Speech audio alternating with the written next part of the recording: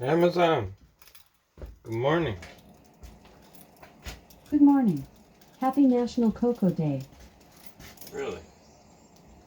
National Cocoa Day. Cozy up with this warm treat in a cup. Okay, well, you're not making it, are you? Nah, I didn't think so. All right. Amazon. Here's a flash briefing. Jamie, here's the latest from your flash briefing. In NPR News.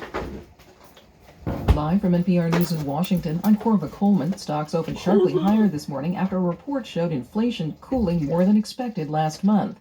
NPR's Scott Horsley reports the Dow Jones They're bragging about it, but you know what? They're raising it this week, so consumer prices in November were up 7.1% from a year ago. That's a smaller increase than the month before, and it marks the lowest handle inflation reading since December of last year.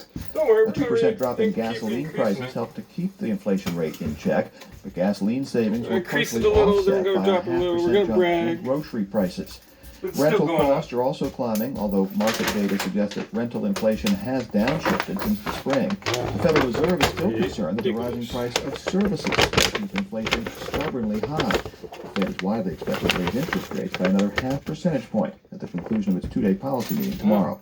Scott Horsley, NPR News, Washington. Tomorrow? Oh, they're raising it tomorrow. Brag today, raise tomorrow. Oh, that's even better. The United States has charged former CEO of the FTX crypto exchange, Sam Bankman-Fried, I'm just complaining about the news. Counts of fraud and conspiracy. That's according to an indictment unsealed this morning. Some of the counts involve money laundering and violating campaign finance laws. Bankman-Fried has been arrested in the Bahamas at the request of the U.S. government. The big winter storm moving across the central U.S. has spun off tornadoes. There's some damage reported in the town south of Oklahoma City and near Fort Worth, Texas. NPR's Giles Snyder reports the storm is also responsible for blizzard conditions farther north. In South Dakota, the State Department of Public Safety is urging people to stock up and stay home, tweeting that this is a we are not kidding kind of storm. Some major roads got icy overnight. The National Weather Service forecaster David Roth says blizzard conditions in the upper Midwest could make travel nearly impossible. That'll be due to a combination of moderate to heavy snow as well as high winds. So that'll restrict visibility to near zero. The Weather Service says as much as 2 feet of snow are possible in parts of western South Dakota and northwestern Nebraska. Giles Snyder, NPR News. The Biden administration says it's continuing to work to secure the release of former Marine Paul Whelan, detained in Russia. Russian officials would not let him go when they released WNBA star Brittany Griner last week. White House National Security Advisor Jake Sullivan. We are going to keep working at this. The big challenge we had over the course of the past several months is that what Russia was asking for to secure Paul Whelan's release was not something that we had to be able to give. That is a problem we are trying to solve. He says the Biden administration plans to engage again this week with Russian counterparts to talk about freeing Whelan. On Wall Street this hour, the Dow Jones Industrial Average is up more than 500 points. That's about 1.5%. Citizenships and all them Nasdaq is countries. up about 370 All that points. cash that was That's on more him than when they got 3%. him. It's This suspicious, is man. NPR. President Biden is welcoming nearly pretending to be 50 a secret delegations agent. and heads of state from Africa today It for a still three-day looks like summit he is that's one. focused on fresh agreements on security and climate change. He's tapping a retired ambassador to oversee the new agreements being signed with African nations.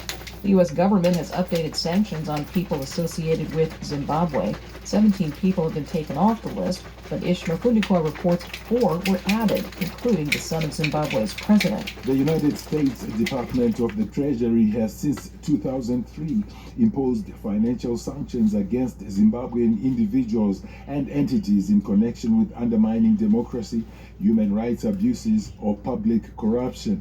President Emerson Mnangagwa is not at the ongoing U.S.-Africa Summit in Washington, D.C., to which Zimbabwe was invited because he's on the list and barred from entering the U.S. except when he's on UN business. The U.S. says the Zimbabwean government continues to use violence against peaceful protesters and civil society. For NPR News, I am Ishmael Fundikwa in Harare. The boyfriend of Breonna Taylor has settled 2 lawsuits against the city of Louisville, Kentucky for $2 million, according to his lawyers. Taylor, a black woman, was shot to death by police when they burst into her apartment with a battering ram and did not announce themselves. Taylor's boyfriend, Kenneth Walker, fired and wounded an officer. Charges of attempted murder against Walker were later dropped. Again, I'm Wall Street, the Dow is up and then they about get fired 200 upon? points. This is What, NPR people News. just have a gun sitting on This the coffee message table? comes from NPR sponsor Peraton, fearlessly solving the toughest national security challenges facing humanity. To protect friends, families, and their way of life, Peraton is doing the can't be done every single day. Learn more at Peraton.com. In weather.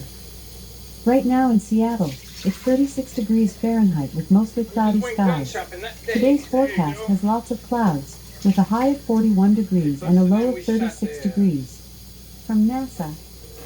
NASA's Orion spacecraft splashed down in the Pacific Ocean west of Baja California at 9:39 a.m. PST Sunday after a record-breaking mission, traveling more than 1.4 million miles on the path around the moon and returning safely to Earth, completing the Artemis I flight test. NASA has finalized its contract with Boeing of Huntsville, Alabama, for approximately $3.2 billion to continue manufacturing core and upper stages for Future Space Launch System, SLS, rockets for Artemis missions to the moon and beyond. Coal manufacturer. Students in Charlevoix, Michigan, will have an opportunity next Don't week you to just hear from a mine for NASA astronaut living and working aboard the International Space Station. NASA has selected Canada Global Protection, LLC, of Chantilly, Virginia, to receive the NASA Protective Services Eastern Region contract. NASA has awarded a task order to Collins Aerospace to deliver a spacewalking system for potential use outside the International Space Station. That's all for your flash briefing. Holy cow, she cut me off and didn't give me the weather. She told us about storms in other parts of the country. Amazon. What's the weather in Kenmore, Washington?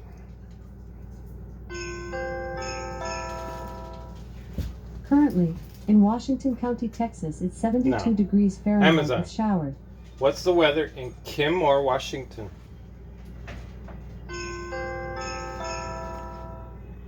Right now in Kenmore, Washington, it's 31 degrees Fahrenheit with Oh, mostly cloudy Such a skies. present.